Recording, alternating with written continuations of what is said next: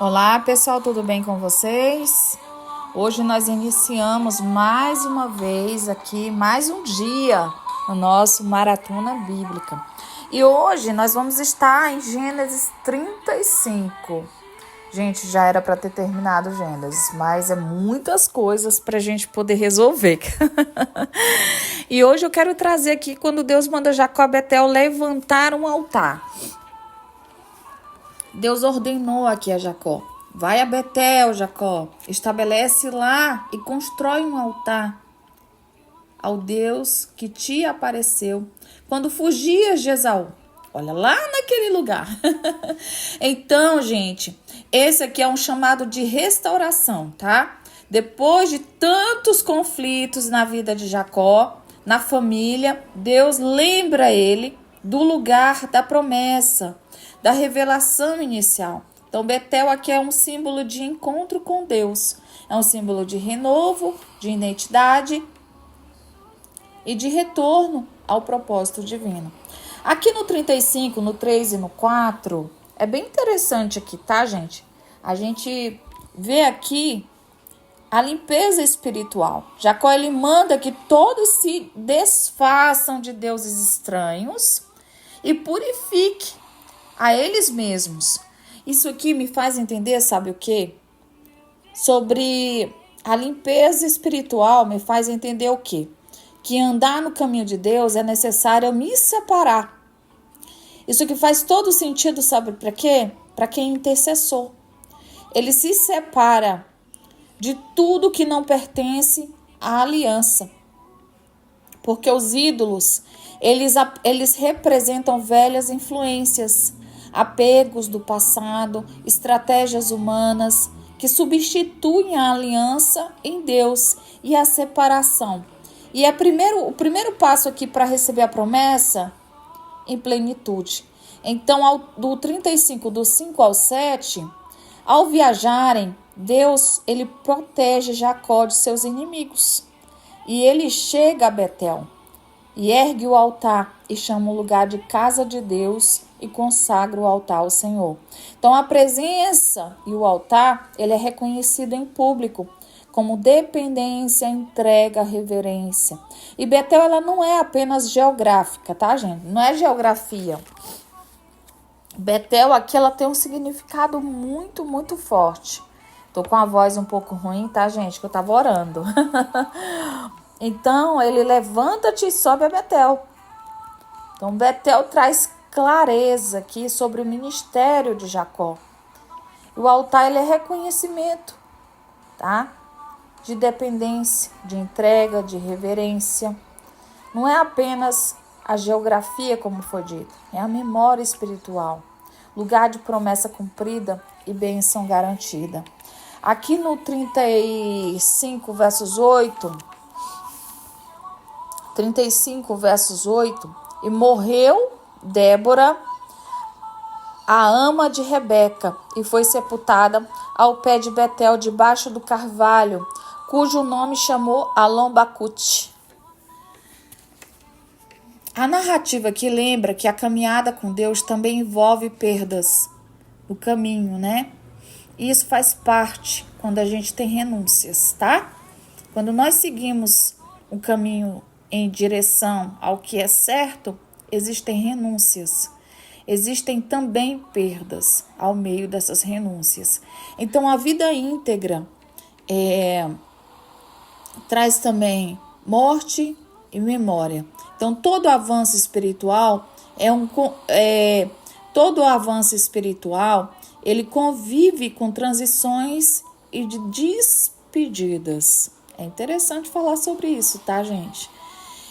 Tem muito a ver com a nossa terapia, quando a gente encontra verdadeiramente um sentido para as coisas. No 35, no versos 9 ao 15, Deus, ele aparece novamente a Jacó e confirma o seu nome como Israel. Então, aqui reafirma a promessa. Beleza. Não temas, eu sou contigo. E aí, esse é o ponto. O ponto mais alto, a identidade de Jacó para Israel. que é selada e a promessa que é renovada. Ele não é mais enganador, ele é príncipe com Deus, porque é o nome dos, né, é o resultado do nome novo, Israel. Então toda jornada de medo e luta foram transformadas ali. Houve uma transformação, né? Houve luta e transformação. Culmina na certeza de que a presença divina, ela estava. Então, a Raquel, ela dá a luz a Benjamim. Aqui no versículo 16 do capítulo 35 de Gênesis. Mas aí, perdão, a Raquel dá a luz a Benjamim e morre no parto. E ela é enterrada na estrada de Efrata. E Jacó, ele chora profundamente a morte de Raquel. Isso mostra que mesmo na promessa de Deus,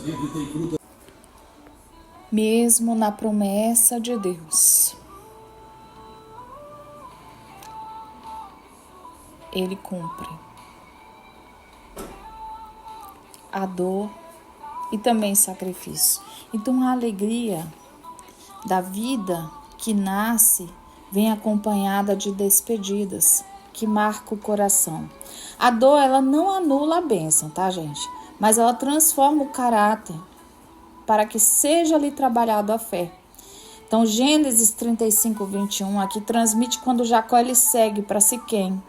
E aí ele é lembrado do conflito futuro ali dele com Rúben, o seu filho, que profana ali, né, a cama de Jacó e revelando as falhas humanas, tá passando na cara, né? Aqueles desafios familiares. Então aqui o texto, ele lembra que mesmo em caminhos abençoados, há consequências humanas que nós precisamos enfrentar com sabedoria e discernimento. 35, 23 ao 26, traz aqui a lista dos filhos de Jacó, consolidando a formação, tá, gente, do povo de Israel. E aqui nós vemos a continuidade da promessa de um homem transformado, de um homem fiel, que surgem tribos de formação aqui, a nação escolhida. A fé e a obediência de Jacó, elas garantem o legado. Então, Jacó, ele retorna aqui a Hebrom, capítulo 35, do 27 ao 29, só para a gente encerrar o 35, tá? Deus, ele é fiel, queridos.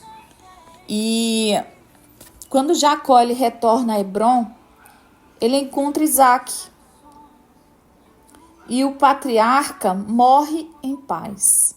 E aqui encerra o ciclo, né, do 35, do 27 ao 29. Jacó veio a seu pai Isaac, a madre Quiriate, e ali onde peregrinaram Abraão e Isaac. E foram os dias de Isaac. 180 anos. O cara viveu 180 anos. Ai, glória a Deus. Queridos, o capítulo aqui, 27 ao 29, onde Isaac falece, né? Ele morre em paz, encerrando esse ciclo. Jacó e Esaú, eles se despedem, mostrando que Deus encerra ciclos com justiça, com proteção e honra. Ou seja, o capítulo ele termina com reconhecimento da fidelidade de Deus ao longo de gerações, porque toda dor e luta e perdas, elas convergem para o cumprimento de promessas e estabelecimento de legado. Então, esse capítulo, ele é sobre a restauração e a purificação de confirmação da promessa de Deus. Então, aqui Jacó, ele retorna a Betel, ele limpa ali o local, tira os ídolos, ele erige ali um altar, ele levanta, né? Levanta esse altar e ali recebe Deus a confirmação de todas as novas que o Senhor tem. E a nova identidade de Jacó para Israel. Há perdas dolorosas, sim, nesse capítulo, como a morte de Raquel, de Isaac, né? E desafios também familiares. Mas a proteção e a presença e a fidelidade de Deus, elas são evidentes nesse capítulo. Então, cada etapa aqui do texto, cada versículo, ele nos ensina a santidade que exige a separação do passado e a transformação da verdadeira, né? A transformação verdadeira, ela exige a presença divina. E aqui se cumpre em meio que a uma caminhada fiel, gerando legado espiritual para gerações futuras. Vamos aqui para o 36, amém? Aqui no 36, os descendentes de Esaú.